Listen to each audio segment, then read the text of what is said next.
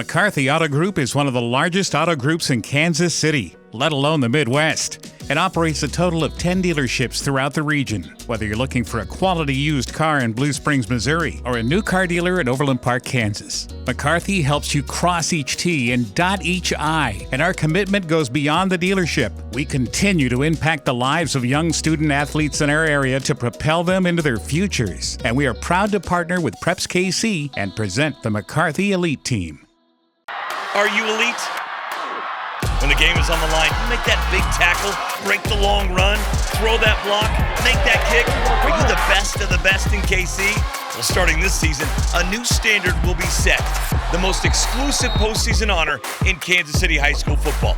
The PrepsKC McCarthy Elite Team.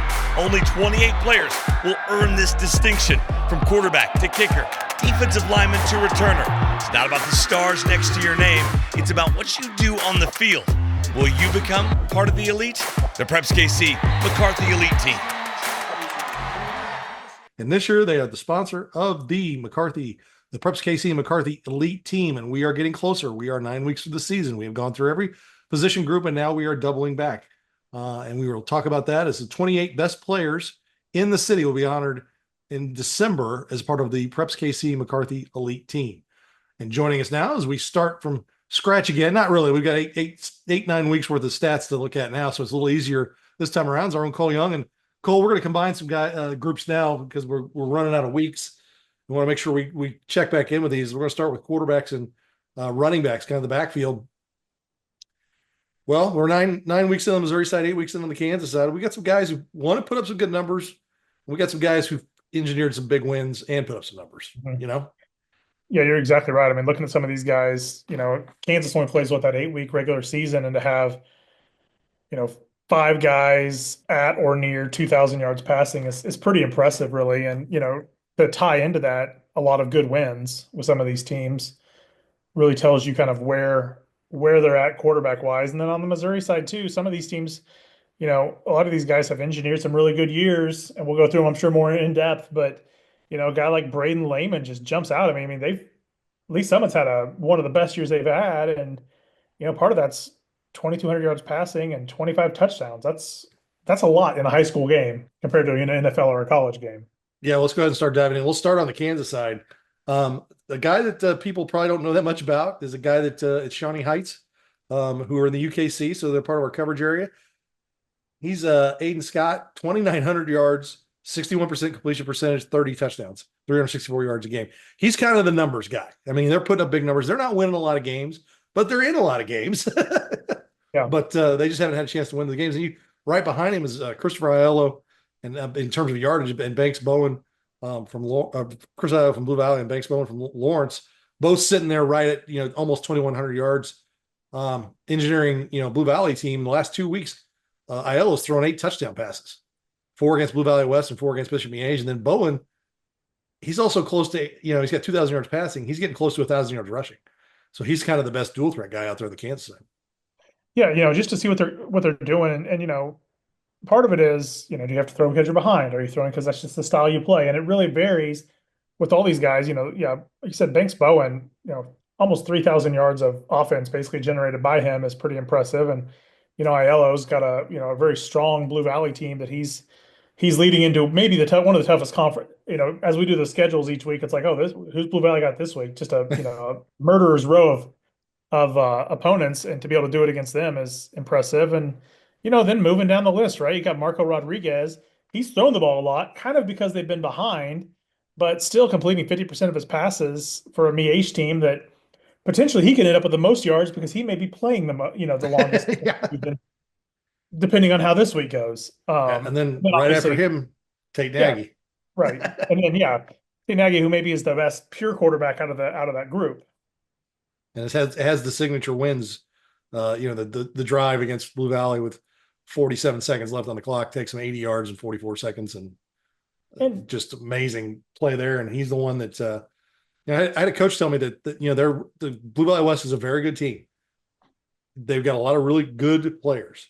Not, eye-popping D1 type guys, but really good players who are well coached and disciplined and all that kind of stuff. And then they've got him. Right. And let's be honest here. High school football is a hard sport. He's completing 70% of his passes. That is impressive at any level, let alone with high school players. I've seen more passes this year bounce off hands and face masks. So that's an impressive number on top of the 1,700 yards passing. Well, if you look, he's got 180 attempts and 17, almost right at 1,800 yards. So that's 10 yards an attempt, essentially, or a bit more than that per completion. But that says a lot right there that he's pushing that ball downfield. 10 yards per completion, or 10 yards per attempt, and 1 touchdown per every 10 attempts. Yeah. So he's one of those guys. Jump over the Missouri side, Zane Thomas, Park Hill. He's sitting at 2,600 yards, 31 touchdowns. They seem to be able to do that. They had Bryce Osaka last year who stepped in, and Kendrick Bell the year before, who was the Simone Award winner. They know how to put some offense on the board at Park Hill. Yeah, another Andy Sims quarterback that puts up huge numbers, right? I mean, switch out Blue Valley North for Park Hill, and it's just, they got quarterbacks that are able to do a lot. And, same thing we're talking about, though. He's averaging almost a touchdown per 10 attempts, 67% completion. I mean, almost 300 yards passing a game. That tells you a lot about the style they're playing, but also, teams know what they're trying to do, and they're not able to really slow them down that much. And we talked about Braden Lehman from Lee Summit. He's engineered that offense. Michael Scott from Odessa. Odessa's only a 5-win team, but they only got about 30 healthy players right now, and he engineered a good win over Harrisonville last week. And then Rocco Marriott at Platte County, who last year was below 50% completion percentage. This year is at 67 with 28 touchdowns. So he's really stepped up his game as a junior, and he could have even more gaudy numbers, but he hasn't played a lot of fourth quarters out there as they've been hanging 50 to 55 on everybody. Right. As you look at his numbers, I mean, he has more than 50% or 50 less attempts than anybody around him, really putting up those numbers, which, it is a tribute to both the scheme, the receivers, but also him having a great year right now. And then, kind of breaking down, you have, Williams at Raytown, obviously he's throwing, he's had a lot of good luck this year, not good luck, a good season, with them doing a lot. And part of that was throwing to Larry Porter, right? Who leads the Metro in receiving yards. Jump over the running backs and you start in the Kansas side. You got Reggie Reese from Mill Valley, who came out a little nicked up last week. So kind of curious to see what he'll do this week. And then Cal Arndt from St. Thomas Aquinas, not the biggest guy out there, 6.4 yards a carry on kind of a rebuilt offensive line from last year. Yeah, those guys are both having great years, and Mill Valley likes to run the ball a lot, and Reggie Reese is having a good year that way. And then Cal Arndt, I think that's the one that really jumps out to me this year is, he has him and Reese both have a ton of attempts, and they're both averaging over 6.4 and 7.5 yards a game or a carry, which again, kind of like with some of those quarterbacks, what they're going to do, figure out how to stop them, and they're not able to. Patrick Stump from Spring Hill, they just got the big win last week over Lewisburg, and they seem to do a good job of finding a tailback. They had the one that graduated last year, and the Stump has come right in for him.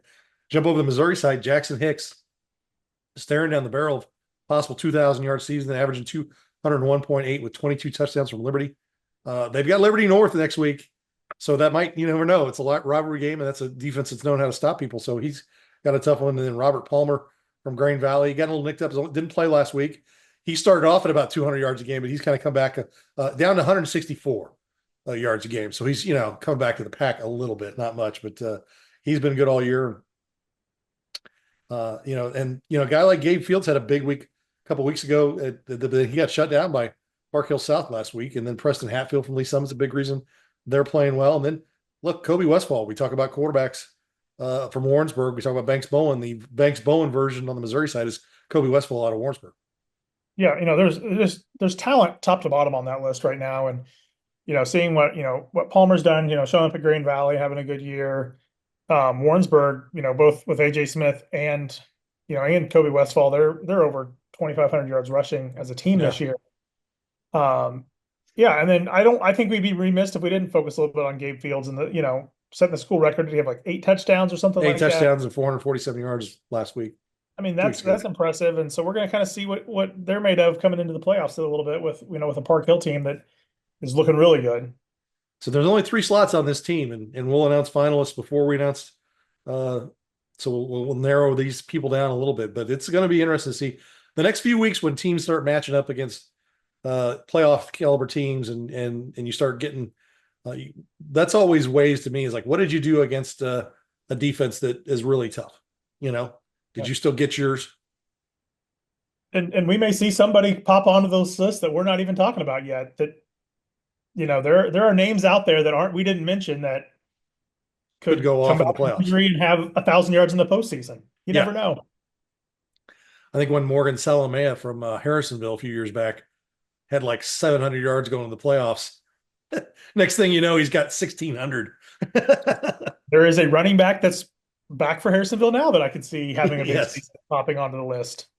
So. Yeah, Nate Reynolds as well. So, well, that's our look at running backs and quarterbacks. And there's, of course, you got all the stats there each week on PrepsKC. And thank Cole for that. He's the one who aggregates all of that for us. And he gets to do that every week. We appreciate that. But Cole, we'll chat again later in the show and on the Missouri Hour like we always do. Thanks a lot for stopping by. Thanks.